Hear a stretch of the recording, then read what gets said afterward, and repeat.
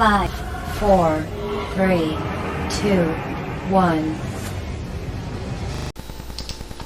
Muy buen día, querido oyente, que regresas a este humilde canal para escuchar otro podcast. Y hoy vamos a abrir este podcast hablando de un país mega diverso en muchos aspectos, tanto en flora como en fauna, como en comida. De muchas formas este país es mega diverso. Sí, yo sé lo que estás pensando. México es un país con una herencia cultural enorme, y es que es tierra choque de grandes civilizaciones.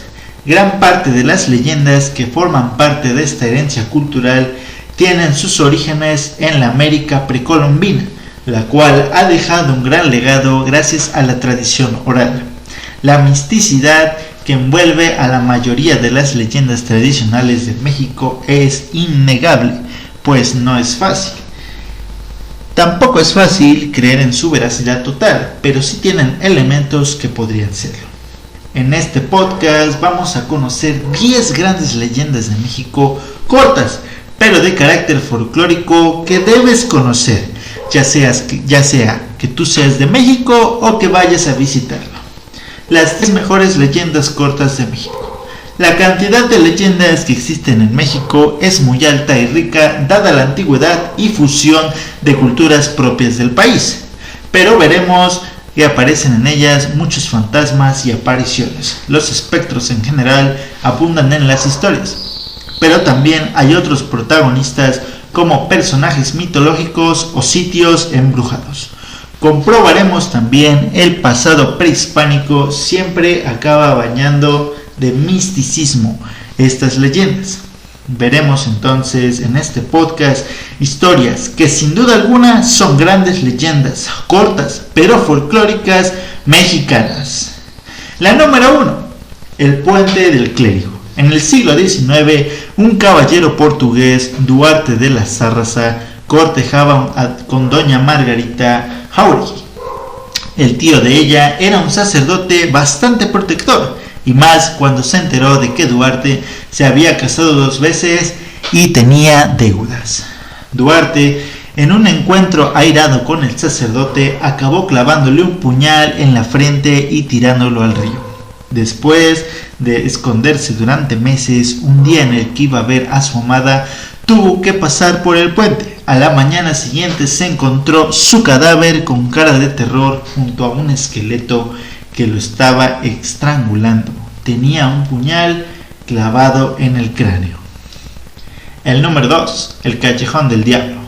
En Ciudad de México hay un callejón en el que diferentes personas han visto el diablo en forma de persona. Sí, una de las historias es protagonizada por un hombre que hacía caso omiso a esa leyenda, pero que al pasar por ahí tuvo al mismísimo Satanás delante suyo. Lucifer abrió la tierra para que se lo tragara, pero milagrosamente el hombre escapó y vivió para contarlo. Otra historia se conoce como la de El Julio, una persona que era el auténtico criminal y estafador. Se dice que el mismo diablo se ofendió por su conducta y lo descuartizó en ese callejón, y que es ahora el Julio quien aparece ahí.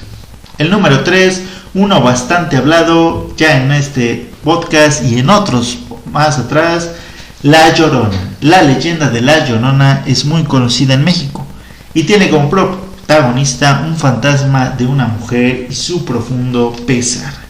Este espectro aparece de madrugada y emite llantos que transmiten una gran desesperación por el trágico final que vivieron sus hijos. Esta mujer no descansa en el mundo de los muertos porque el lamento que siente al haber asesinado ella misma a sus hijos fue un acto de despecho al ser rechazada por su marido. Desde entonces se le puede oír vagando y lamentando cerca de algunos lagos mexicanos. Otra versión de La Llorona dice que en realidad esa mujer es la Malinche, la mujer que sirvió de intérprete a Hernán Cortés. Sus llantos corresponderían a la pena que siente al saber que muchos la culpan del terrible destino de las civilizaciones precolombinas. Número 4, la piedra encantada. En la población de Fuentes Brotantes, Tlalpan, Ciudad de México, hay un arroyo con una roca de grandes dimensiones. Se dice que la piedra, tal y como es conocida, es capaz de desaparecer el 24 y el 31 de diciembre. En su lugar aparece una misteriosa tienda. Se dice que si alguien entra a esa tienda para comprar, la persona entra en un mundo de cavernas ocultas y que es posible que no salga de ahí nunca más. Cada vez que pasa esto, la piedra reaparece en su sitio. Otra singularidad de las historias es que se dice que la Llorona está dentro de la piedra y que por la noche sale del arroyo para llegar a un cercano lago a esperar el regreso de su enamorado. Número 5. La princesa Donaji. Donaji fue la hija de Cosibjopi, el último gobernador de Tehuantepec. En un tiempo en el que mixtecos y zapotecos estaban en guerra, Donaji fue capturada y finalmente asesinada por decapitación en paradero desconocido. Al cabo de unos años, en la sierra sur de Oaxaca, un pastor un día arrancó una azucena, una flor de una planta muy vivaz de la familia de los lirios. El pastor entonces vio que debajo había una cabeza humana. Cuenta la leyenda que al encontrar la cabeza de Donaji, el pastor la llevó en el templo de Huilapán, donde el alma de la princesa Donaji pudo encontrar la paz. Número 6. La isla de las muñecas. La isla de las muñecas fue una chinampa, una especie de isla flotante con la que las civilizaciones precolombinas conseguían expandir sus cultivos en los lagos. En concreto, esta chinampa se localizaba en el lago Xochimilco. A día de hoy, en esta isla hay montones de muñecas rotas. El origen de tan curiosa concentración de muñecas se debió a que en 1950 un hombre llamado Julián Santa Ana empezó a colocarlas ahí. Un sobrino suyo contó que se ahogó ahí una joven y que desde entonces en la isla se oían muchos lamentos y voces de mujer. Las muñecas, por lo visto, servían como método de protección. Un día su tío fue a pescar y una sirena ahogó a Santa Ana en el mismo lugar en el que se ahogó la joven. Desde entonces el sobrino continúa acumulando muñecas que se dice que obran milagros. Numerosos reportajes y documentales se han realizado y miles de turistas al mes visitan la zona. Número 7. Los sopilotes y su aspecto color negro. Según cuenta la leyenda maya, los sopilotes, esos pájaros negros y de aspecto tan extraño, fueron víctimas de un castigo.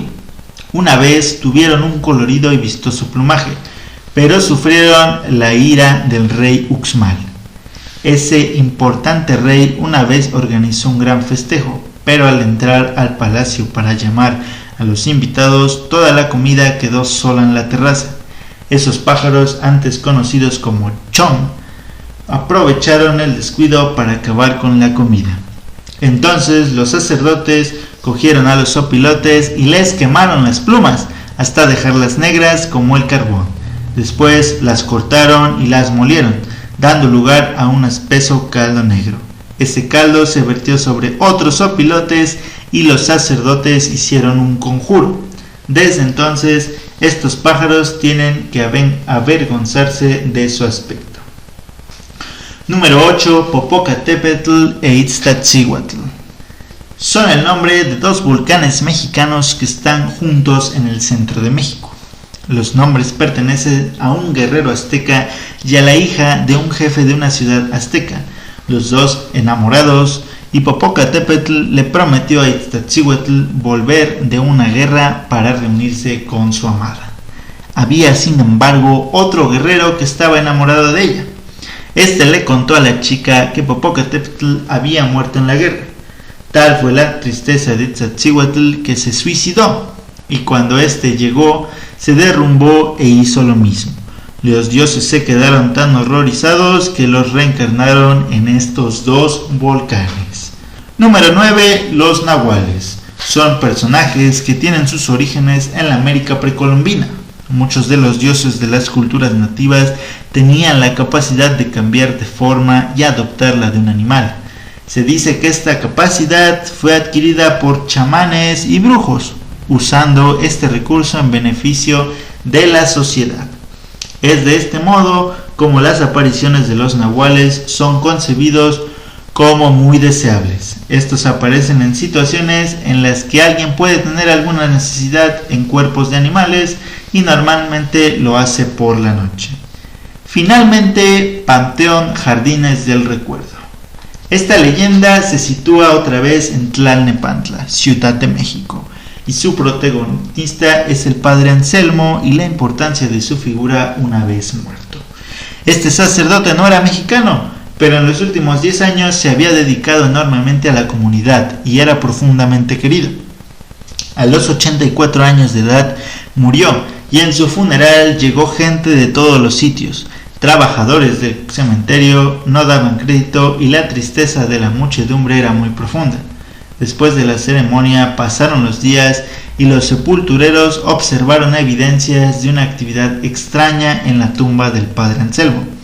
El pasto de la tumba aparecía siempre, estaba muy maltrecha.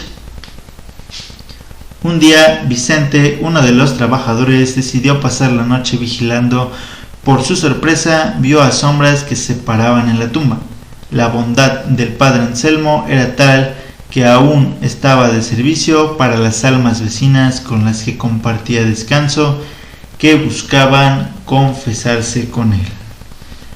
Y nada, chicos, esto es todo. Espero te haya gustado. Espero, si no eres de México, visites un lugar de México que para mí es un lugar bastante hermoso, bastante mega diverso. Conozcas estos lugares, conozcas sus leyendas. Para mí estas son las más importantes que un mexicano debe conocer. Y nada, te comento de nuevo que próximamente estaré leyendo algunas historias que no han sido contadas de algunos autores jóvenes que quieren darse a conocer. Los voy a ayudar. Espero que tú me ayudes a mí, que los ayudes a ellos y que le des like, te suscribas y te guste. Sin más ni menos, agradezco tu atención, agradezco tu tiempo y que tengas un excelente día.